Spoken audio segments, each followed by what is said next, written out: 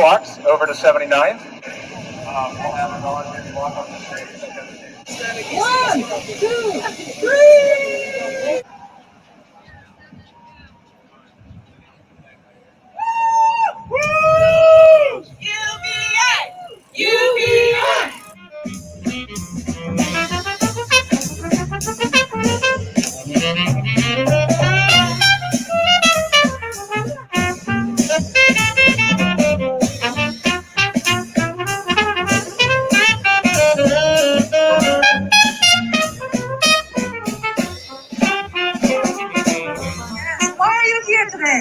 I'm here because honestly, I'm founder of the income movement, Gangs for Life.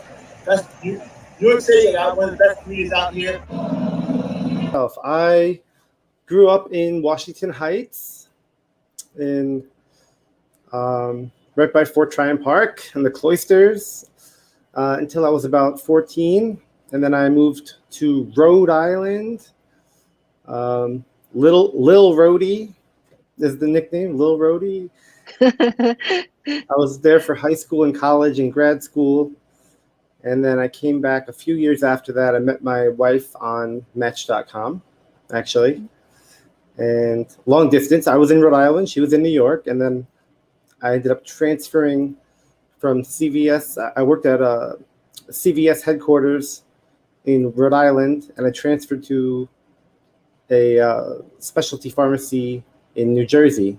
But yeah, I got my English degree, and I got my MBA from University of Rhode Island while I was there.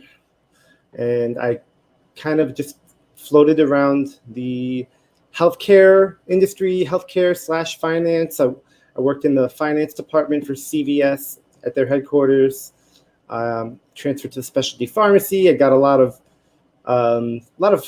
call center experience. Actually, I got more customer service experience. I became a team lead there, helping people get specialty medications that are, we have to go through each, like a big paragraph of questions every month, even though they've been through the same thing every month. It's required. So it requires a lot of patience from them and from us. But yeah, and then I worked for a home infusion company in New Jersey for a while. Then I was laid off while my wife was pregnant with our first and only child. I have a 5-year-old. Yeah. Oh no. Yeah.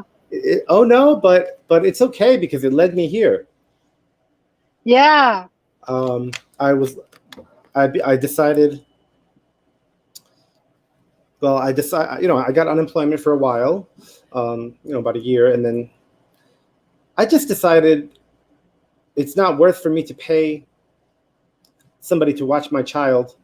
Why am I going to spend time away from my child at an office and then go and give 50 or 75% of that to somebody else so they can spend time with my child? Yeah. That does not make any sense. No. Yeah. I hate that is even so ingrained in our society that's the first thing that people think of. If you have to do it, you have to do it. But I was very lucky. I am very lucky. My wife does okay enough that we do not struggle with bills. Would she like me to work? Yes. Yeah. But honestly, I put my foot down, so to speak, and I continue to do so in that regard because it's not worth it to me to be, like I said. Yeah, I having understand. Someone else. Yeah, like every child should have the opportunity, or every parent should have the opportunity to raise their children. That's actually my number one motivation why I really love universal basic income, why I'm fighting for it. Yeah, because the unpaid work that does not get valued in our country and in most of the world. So when did you start to know universal basic income? Well, I read an article at some point a few years ago, and it definitely caught my eye, caught my interest, but I did not it did not keep, I just was intrigued by it. I didn't look into it too much. Then I heard about Yang in 2019. A friend of mine who was in the center right of politics, he was looking for backup in a political debate group on Facebook, a Facebook group. And he knew that I like to type a lot and I was online too much. So he thought I was a good choice. So he brought me on. At that point, I was pretty low information voter. I was a very low information, maybe low to medium information voter. I knew that the duopoly, the Democrats and the Republicans, those two parties, I knew that they were corrupt. I knew that they were not serving the people. I knew that. And I was just kind of devolving into this, nihilist mindset, nihilist framing of thinking, point of view, where, we just have to do something else. Unknown caller. And I think that's something that Trump and that his negative populist movement really capitalized on. They knew that people are upset.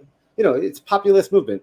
They knew that people were upset. That's why America gave the big fuck you to Hillary Clinton in 2016, because it was not just about Hillary Clinton or the Democrats. It was just to the establishment. That's why he won. But then I'm in the Facebook group, and I'm starting to learn, become more and more knowledgeable.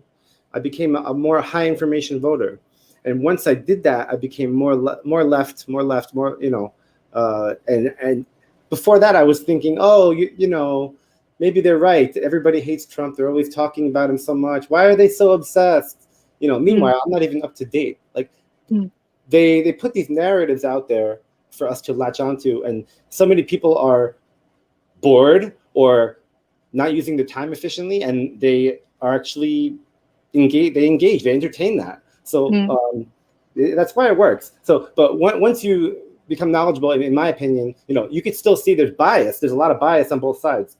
Don't get me wrong. But I think there's only one party right now fighting at least a little bit, or at least claiming to fight for, universal health care,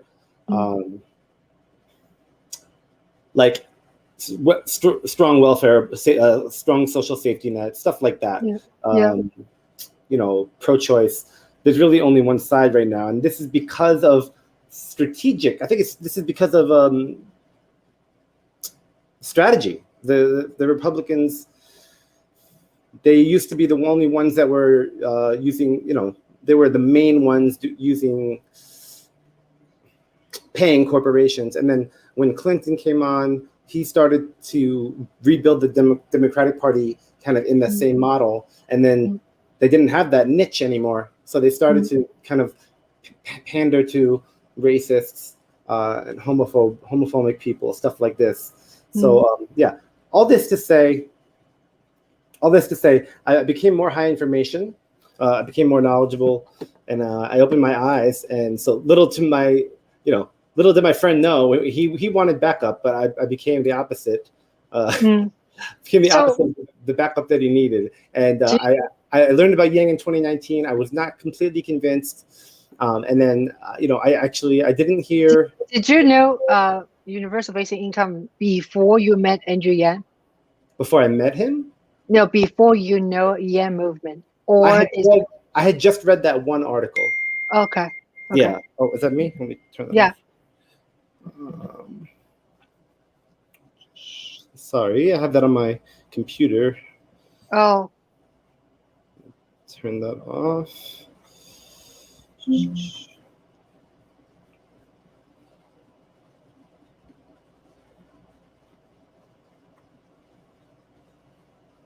So while Shane is turning off his computer or phone, I just wanted to plug in that we are here to talk about UBI, Universal Basic Income, or it's also called basic income. when Andrew Yang was running for president, he called it freedom dividend. So either names are pretty much the same. Now we are promoting a event which is happening in about 2 weeks, September 25th, globally in the afternoon. There will be a basic income march in many cities in United States and also in overseas like Germany or Indonesia and some other countries. So yeah, so I was just asking you, you you read one article and then Yeah, I had only you read knew. one article. Yeah, I didn't have any strong reaction when the idea resurfaced in 2019. I did not have any strong negative reaction to it. I was open minded. You know, I like to think of myself as open minded. I don't think I had any of those stereotypical, you know, reactions like, oh, where are we going to get the money, blah blah blah.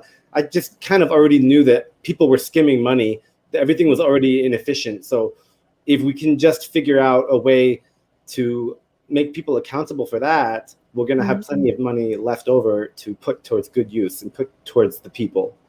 So yeah, I didn't have that that rejection. But then 2020 came, or the end. It was the end of 2019, December. I started to really teach myself about Yang and the freedom dividend and what UBI can do through YouTube. I went down the YouTube rabbit hole, if you will. I yanged myself. Yeah. So so you became a young Yang when? I guess officially it would be December, or you know, in January 2020 is when I did my first action. Let me try to think of which was first. I actually did a women's march. Oh, that's 2017. Yeah, I think that was 2017. Yeah. Say it again. 2017. I went to 2017 January 20th. That's the women's march because he won. You know, Trump won 16 election. Oh. Yeah. So yeah. I'm talking about 2020. Oh, women's march. Oh. Yeah. So there was a women's march. There's another one. Okay, sorry. Okay. I'll be honest. You know, one of the reasons I really was opposed to Biden, on top of being for Yang, was I don't like his, you know, whatever he has, these little old-fashioned touchy-feely stuff around people. He's a little too touchy. I don't like that. It really, it's disturbing to me. And I actually went to the Women's March with a sign that said, "Never Biden, Yang 2020."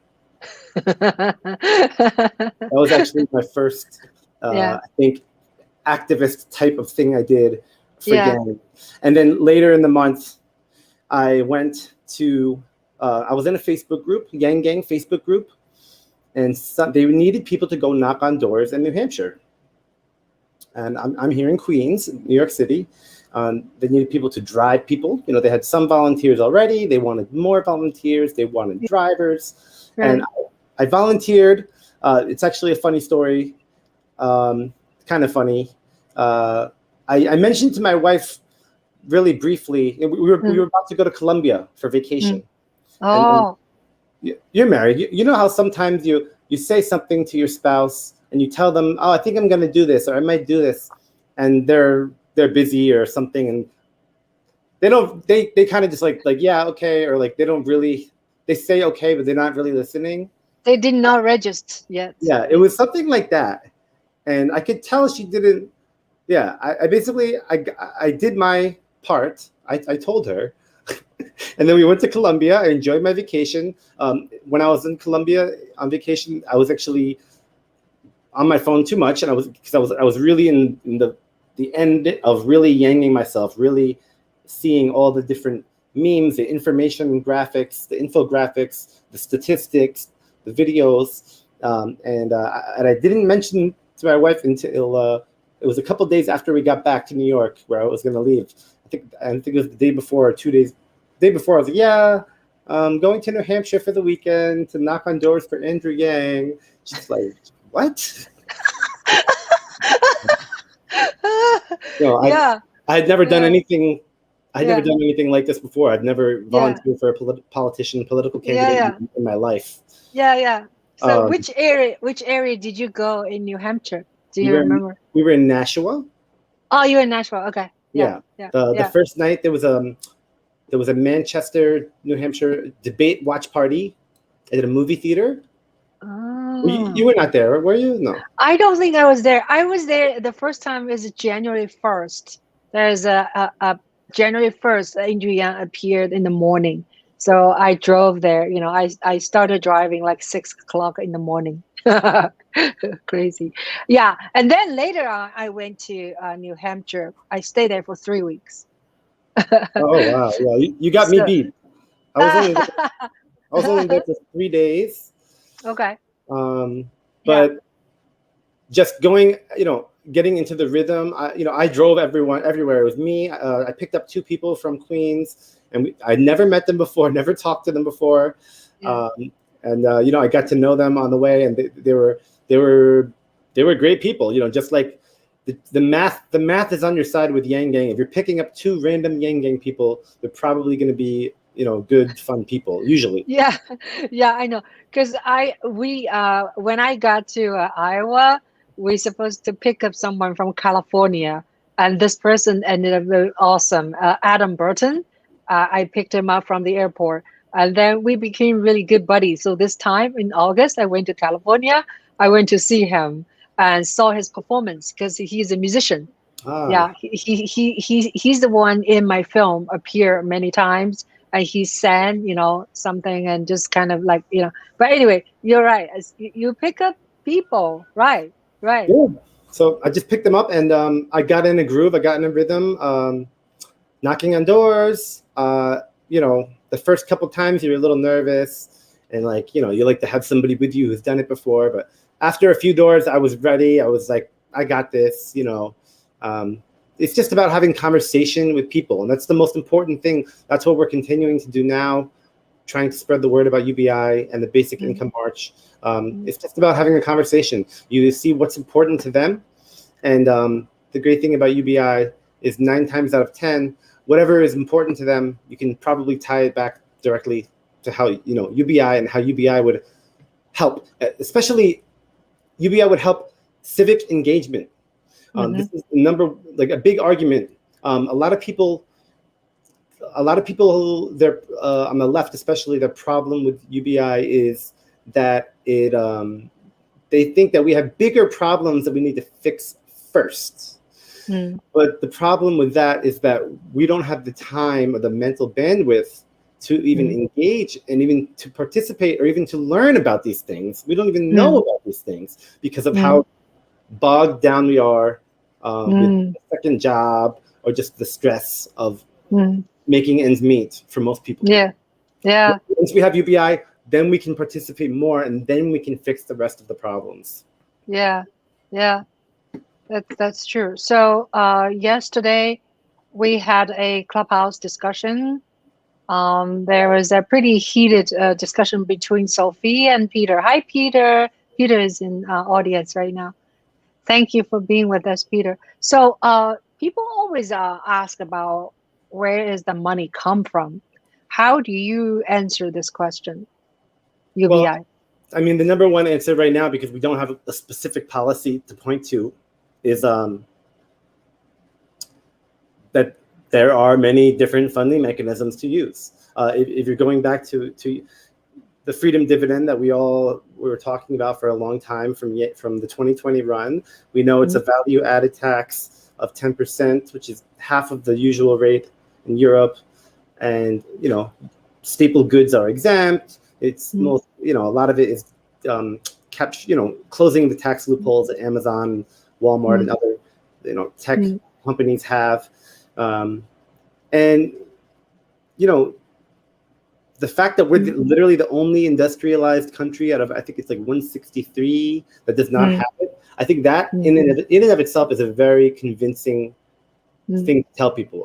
That's one thing in my top 10 things that I will always tell people when I'm talking, especially when I start talking about the 2020 version, the Freedom Dividend.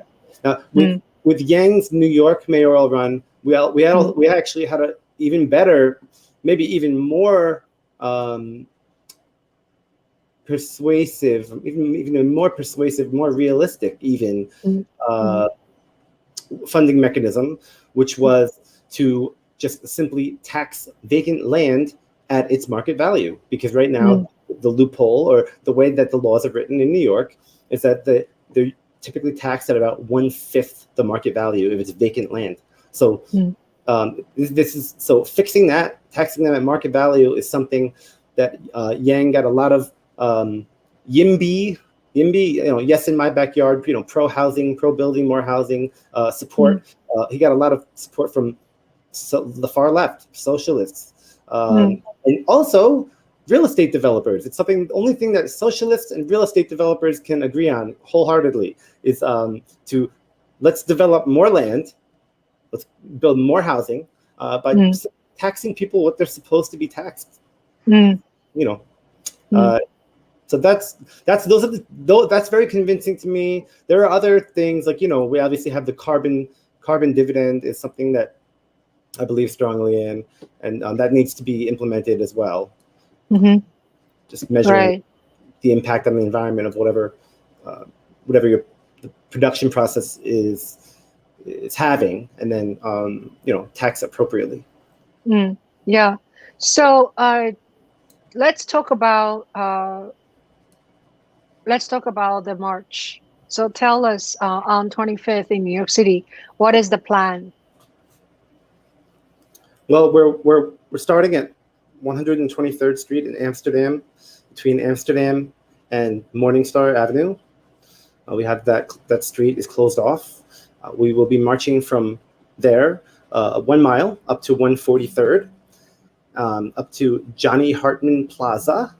And there at Johnny Hartman Plaza, there will be speakers. And they were gathering at 12:30 at 123rd in Amsterdam, and the march will begin at 1 p.m. It should be a great time. I was not lucky enough to have been there for the 2019 march. I was not involved, or I was not in the loop yet. I was there last year for the 2020 version, which was really more of a bike parade. And that was really fun. We had an art installation in the park. We had a lot of people interested. We had big signs showing the stats, what was going to happen to people soon if they were evicted. And that was a big hit. But yeah, now I get to really get the full experience of the march. And hopefully we can make it even bigger than 2019. Right. And I played earlier a little bit of the clip of the video. So I made a video, 2 videos. One is on 2020. One is on 2019. Okay. So I'm going to find the link. I'll just post it for people. So you guys can watch what happened for the first march, second march, and now is the third march. Whoa, what's that? I don't know how to turn this off. Let me go into the settings here. I close the app out. Let me go to preferences here. So, okay, so this one, I'm trying to find the link. I'm trying to find the link. Okay, so this one is 2019, the first one. So I'm gonna put over here, March. This is income, basic income. So income March 2019. This one. So I just posted here so people can check it out. And then I have basic income March 2020, which is the bike one. And that was like a lot of fun. This one, yeah, basic income March. So So tell us a little bit about uh, what uh, what happened for if people get their um, basic income. What uh, like what is the benefit for middle class or low income people? I'm sure rich people don't need this money, you know. So tell us a little bit about what do you think people benefit out of having basic income? Yeah. I think rich people will get it, but I think they will pay into it more anyway. But Mm, the only real reason why they will get it is because of the simplicity of the dispersal mm, mechanism. Of they just let the government just send checks to everybody, and then they will be paying more into it. So technically, they will not be getting a net, at a certain cutoff. Um, like if you, for example, if you use Yang's freedom dividend as an example, it would be if you're spending more than $120,000 on luxury goods. If you're spending, that's the way to tax wealth, not wealth itself. Um, mm. that would be the threshold where it would start to be a negative on your wallet. But for everybody else, for everybody, everybody who does need it, there's so many reasons. For the middle class, it would be to, right now we don't really have much of a middle class. We have like over 50% of people cannot, or 75% cannot afford a $500 unexpected bill. People are living paycheck to paycheck, and that is actually a type of poverty that we don't recognize as poverty, but we should. If you're a paycheck or two away from being evicted and being on the street, you're poor. I don't care how much money is coming into your paycheck. Um, Yeah. but we can start businesses right now. This goes hand in hand with the Amazon and Walmart dominating everything. Do you remember back in the 90s, in the mid 90s, late 90s? I remember because in my home in Rhode Island, we used to go on the weekends, and they were supposed to put a Walmart by Exit 1 in Rhode Island, and there was always there were signs up that said no big box stores, right? And we saw a Walmart decimate local communities, small business across the country, and we never recovered from that. That is still going on. We don't talk about it in the same way as a big box store, but if we can invest in small business in our local communities, if people have money to spend, Mm-hmm. they will spend it and they will support their neighbors in their businesses, and more people can be entrepreneurs, and more Mm-hmm. people can. Really, more people can work, right? That is a form, that is a one of the most valid forms of working that we have in this country. It's very highly esteemed. Starting a business, and Yeah. there's plenty of things we need to do.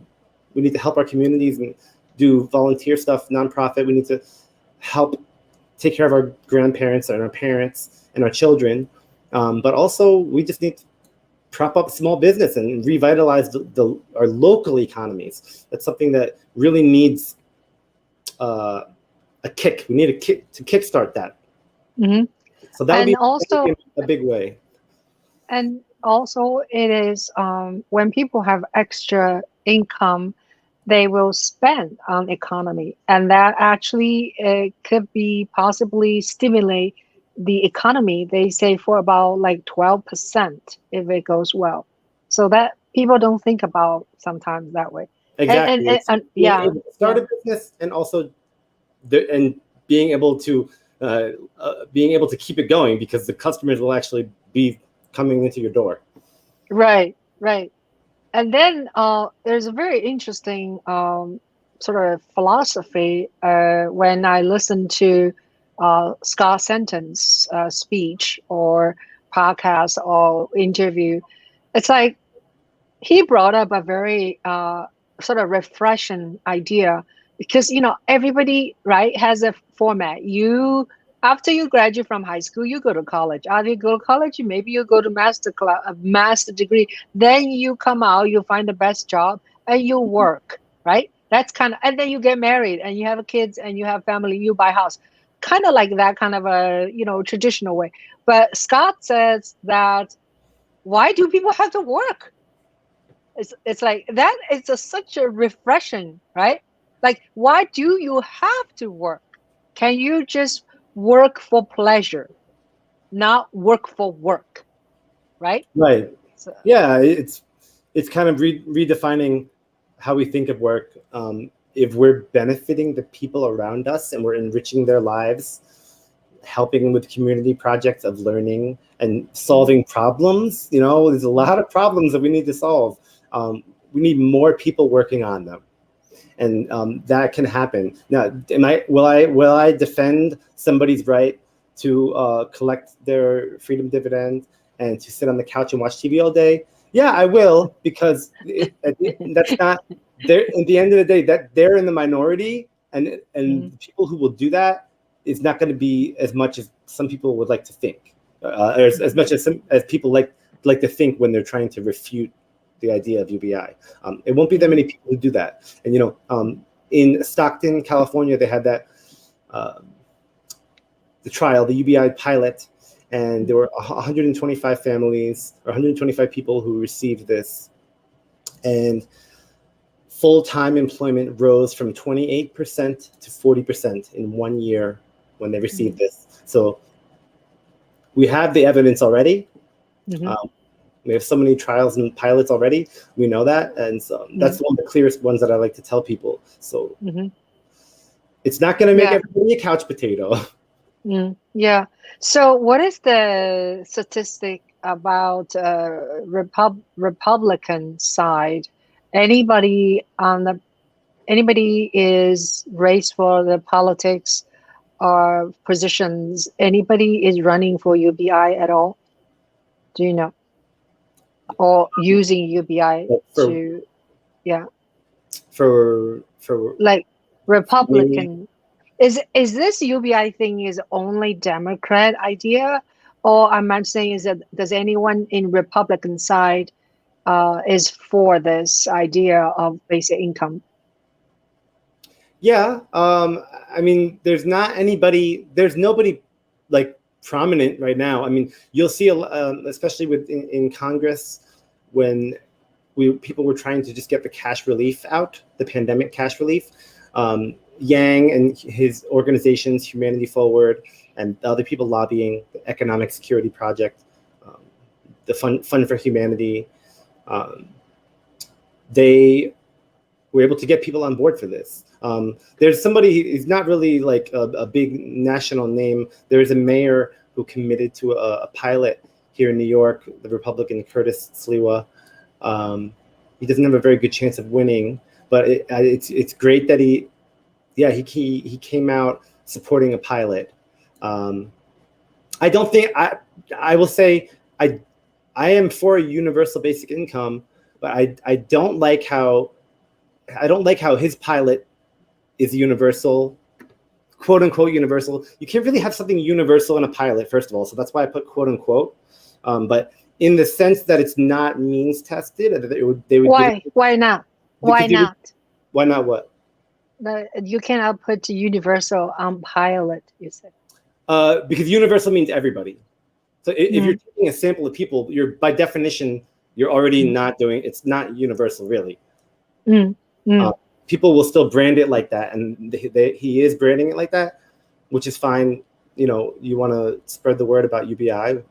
That's something I want to do. But I don't think in New York City, I think means testing, especially when you're doing a small scale, I think it's important, because there are so many people struggling. There are so many people in deep, deep poverty, and that's why Andrew came to run for mayor. And his idea was to do 500,000 poorest New Yorkers would get $2,000 a year, and everybody's like, "What, $2,000 a year? That's nothing." Yeah, but to those people who are in deep, deep poverty, that is everything. $200 a month is everything. So I don't like how they're going to make it so randomized. But that's a side note. I'm glad that he came out in support for that. But by and large, right now in this country, it's mostly Democrats, independents. I actually libertarians. I know I talked to several libertarian people in the Libertarian Party here in New York City. Even someone who was running for public advocate, actually the nominee for public advocate, and he supports universal basic income. He supports the proposal that Yang put forth regarding taxing vacant land. So yeah, I think as a side note, I think there's a lot of opportunity, especially in New York, to have an alliance with the left side of the Libertarian Party, you know, and I think over time, or I think it's happened. I think it's starting to happen. I think New York City Libertarian Party will start to become a little bit more left, as they should. They should be the ones representing that, you know, in the country. They're kind of a little bit held back right now. They want to cater to the National Party and people pushing back against things like UBI. But by and large, there are a lot of people on the left. You know, libertarianism really, in its origins, was extremely left. They've been for gay marriage for decades, way before the Democrats. Yeah. But yeah, it's not.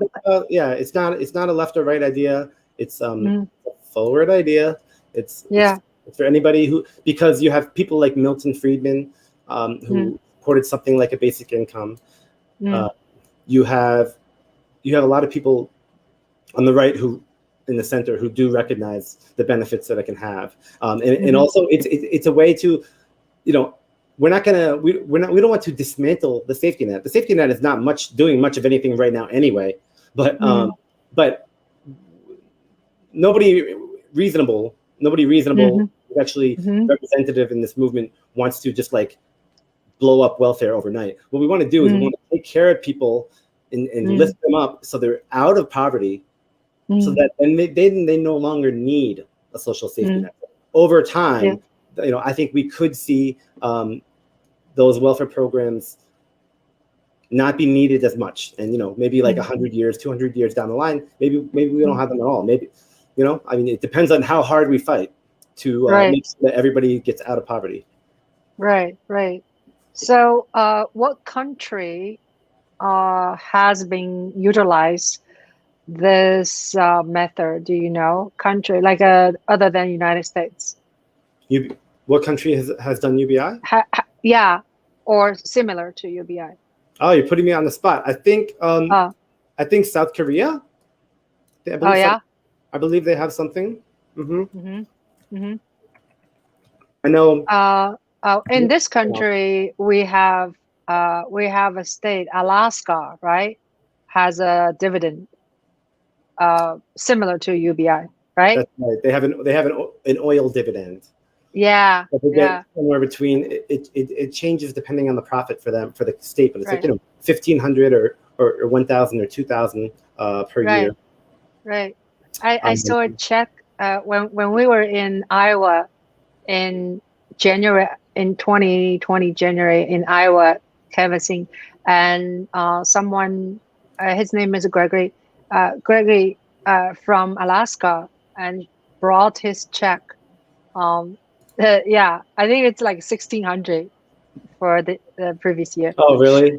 But everyone in the family gets one, including his 6-year-old son. Wow. Yeah, that's how it should be. That's a lot, right? Oh, yeah. If you have 4 people, yeah. That's a big step that we made in this country now. We just got the expanded child tax credit, part of the American Rescue Plan. And, you know, there was always a child tax credit for for $2,000. You can get it back on your taxes, but there was an income requirement. You needed to make money to get that. So the progress that we made is on a few levels. Number one is now there's no income requirement. So anybody gets it. It's also to $3,000 or $3,600, depending on how old the child is. So my child is only 5. My daughter is 5. So we got all $3,600, and it's split. It's paid monthly now. So, you know, that's kind of a trivial benefit compared to the yearly. But for a lot of people, especially with, you know, our American habits, spending habits, and you know, our lack of seemingly having like a lack of financial acumen. I think the monthly payments is good. It's good that we have that there for us every month. Yeah. In case of emergency, you know. Right. Right. So And we have to make now, that permanent. That's the next thing. The House already passed a bill to make it permanent. So I think we'll just has to move through the Senate. I'm not sure exactly where that is in the process right now.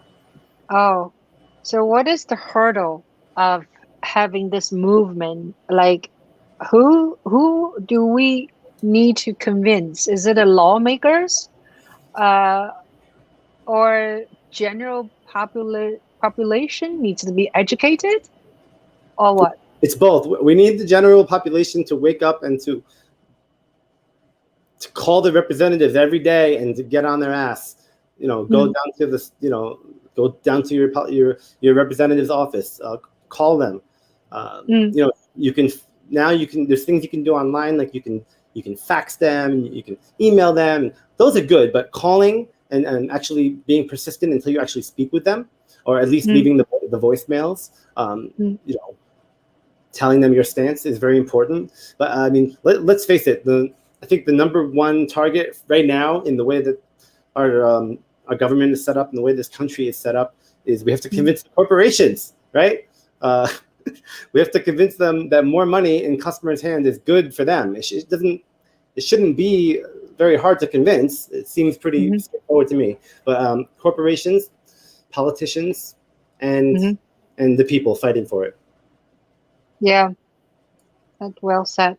So, well, I know you're very busy, and tell us, other than September 25th is the March Day, what is your general, what do you call, schedule for promoting this event or promoting in general UBI? Like, what do you have a fixed schedule when you go out to canvassing on the street? Because I know you've been doing that. So tell us a little bit, what kind of equipment do you use, and so forth, so on. Yeah.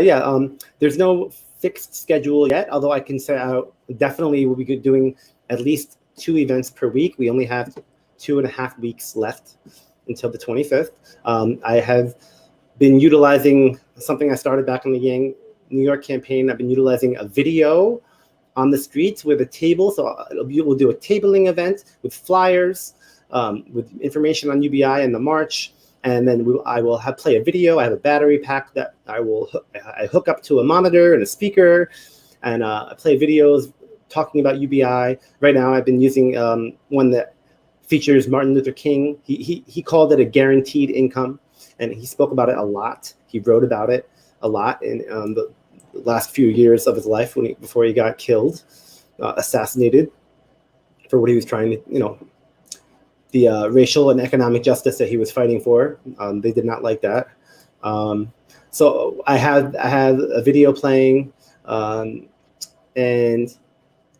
you know, we have a good network of people left over from the Yang campaign, and just even from beyond that, people from the UBI movement who were in the march in 2019, people from income movement, people, you know, more and more people are, you know, waking up to the benefit of UBI and basic income. You know, the approval was floating around 50% before the pandemic. Now it's way over 50, and we're even seeing it hit 50 among Republicans. This is great news.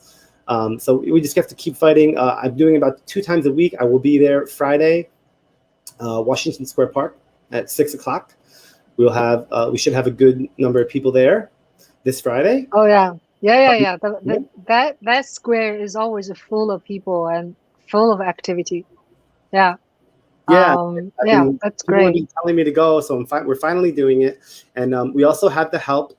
We have the support of a new Democratic club that we started in the aftermath of the Yang for New York campaign. We have a really tight group. I think even stronger, more people, a lot of the new faces since the presidential campaign came on board and have joined this fight for the mayoral campaign, and they're still around. We started a Democratic club. It's called New Leaf Democratic Club. You can check us out at newleafdems.com or on Twitter at New Leaf Dems. Instagram is New Leaf Dem Club, and Okay. we have DEM.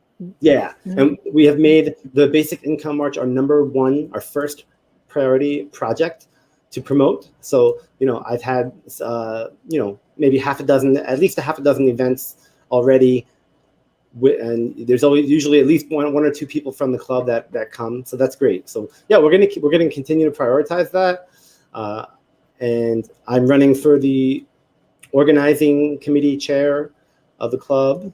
So God willing, I will be in that position and continue my efforts in that role. And we just got to keep pushing it. Please, you can reach out to me. I'm at Wash Heights 44 on Twitter. Yeah, it is. I already put it in the information below. Oh, great. Yeah.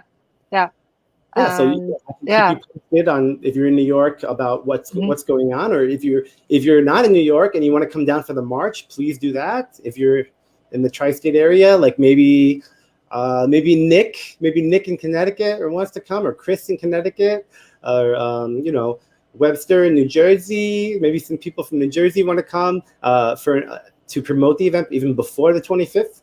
Please come. We need your help. Yeah. I hope we can reach also someone in New Jersey. What's her name? Joy. Do you remember? Yeah. Joy? Yeah. She used to go to school with Andrew, That's right. Yeah. So I also am going to do maybe 2 clubhouse talk about UBI. So we did one last night. It was good. And then I am thinking of doing on Friday, like late, like 9 p.m. I don't know. Your thing is going to last for how long? 2 hours? Maybe. On Friday? Oh, yeah. Probably will go until at least 9. I would think. Yeah. We'll see. I'm gonna have my daughter, so we'll have to come back relatively early. Yeah. So I'm thinking of doing a clubhouse on Friday night around 9 o'clock. It's going to be harder and harder just because people actually are coming out, right? Especially Friday night, people may want to go out to have fun. So Friday, Saturday night, it'll be hard to have people sit at home doing clubhouse, But right. During pandemic, it's possible. But now people are kind of come out. So. But we also need to be very careful, right? Because the Delta variant is still quite strong. So do you guys have any protocol for that as organizer? Well, we do have masks on hand. I mean, but I don't typically, I think maybe once or twice a random person has needed a mask, but it's not often that somebody is talking to you and they're like, "Oh, I need a mask." But yeah, we do keep it there just in case. We don't go up into somebody's face too close, but for the most part, if you're outdoors and you're not coughing in someone's face, you're relatively safe. Delta has kind of complicated that a little bit, but Yeah. If you're not yelling in someone's face and you're outdoors, I think you're pretty safe. Yeah, that's great. And so, not in a crowd, of course. Not in a giant, not in a big condensed crowd too. Right. Yeah. Well, thank you for your work. You're very persistent and consistent, and it's great work you've been doing. And so we'll see what happens. And I hope the March on 25th is a very good turnout. And I already sent it to to my neighbor a letter drafted by Diane. So. Oh, great. Yeah. I mean, the march basically starts like outside of my window, So it's like there's no excuse for people not to join us. I mean, come on. Yeah, you could party all night the night before, and you'll still be. Yeah. So it'll be nice to get some of the flyers from you. Like, I wonder if you ever come to this direction, let me know earlier, or even in the middle, So maybe Friday I'll come to see you at the Washington. first. Yeah, I definitely want to. Be doing a Washington Heights event. Yeah. Soon too. So I will definitely make sure to let you know about that because I know it'll be relatively close. Yeah.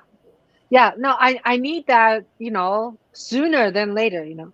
Right? It'll be I can hand it out to my buildings, different buildings. Yeah. So Friday you're gonna be Washington Square Park, right? Okay, great. So people, if you can, join Shane, and it's so much fun. Every time I go to that park, it's just so much to watch. Yeah. A lot of different 6 things. o'clock, 6 p.m. 6 p.m. Yeah. Okay. Great. So, all right. Thank you so much. Shall we end this show? You have Sure. to, go, and thank you for being with me, and thanks for everything. I'll see you very soon. Yes. Thank you. Goodbye, Yeah, everyone. and everybody, for those of you watching us, and thank you so much for being with us. And come out for the march on the 25th of this month. Okay. All right. Bye.